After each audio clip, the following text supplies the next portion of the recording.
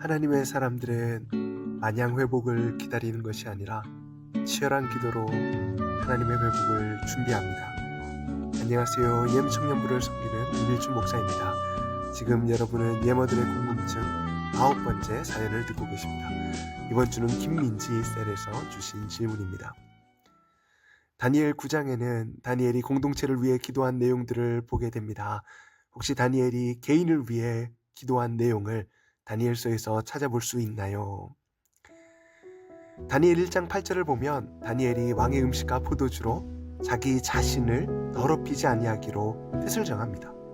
타락하고 음란한 바벨론에서 하나님의 자녀로 하나님의 신부로 살아가겠다고 뜻을 정한 겁니다.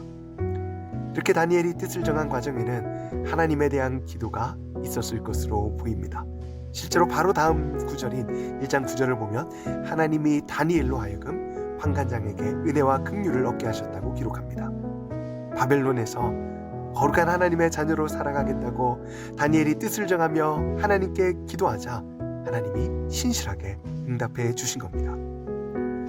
다니엘 2장 17절로 18절에 보면 다니엘이 세 친구와 함께 느부갓네살의 꿈에 대한 내용을 알게 해달라고 간절히 기도합니다. 그리고 그 다음 절인 19절은 이에 하나님이 밤의 환상으로 다니엘에게 은밀한 것을 나타내 보이셨다고 기록합니다. 그리고 지난주에 살펴보았던 다니엘 9장에서는 다니엘이 하나님의 말씀을 붙잡고 사랑하는 자신의 민족을 위해 기도하는 장면이 나옵니다. 다니엘은 하나님이 맡겨주신 자리에서 언제나 하나님 말씀을 원칙으로 최선을 다해 살아갔습니다. 다니엘에게 그 삶의 기준은 하나님의 말씀이었기에 그의 기도의 방향 역시 하나님의 말씀을 향해 있었습니다.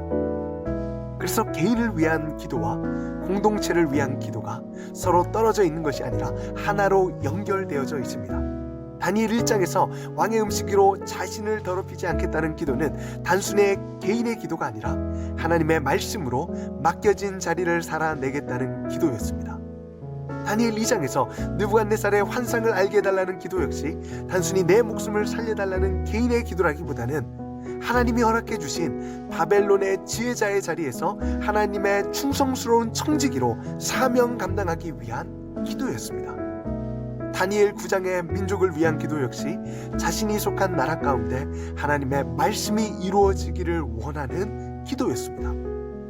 이렇게 다니엘의 기도의 방향은 하나님의 말씀을 향해 있었고 하나님의 말씀이 기준이 되는 기도였기에 다니엘에게는 개인의 기도와 공동체의 기도가 이분법적으로 딱 나뉘어져 있는 것이 아니라 하나님의 뜻이라는 공토 분모 안에 묶여 있었습니다. 우리의 삶에도 하나님의 말씀이 원칙이 되어 나에게 허락해 주신 모든 자리, 내 개인의 삶과 캠퍼스와 일터와 가정과 교회, 사역의 자리 가운데 내 뜻이 아닌 하나님의 뜻이 이루어지기를 기도하는 모든 예머들 되기를 간절히 소망합니다.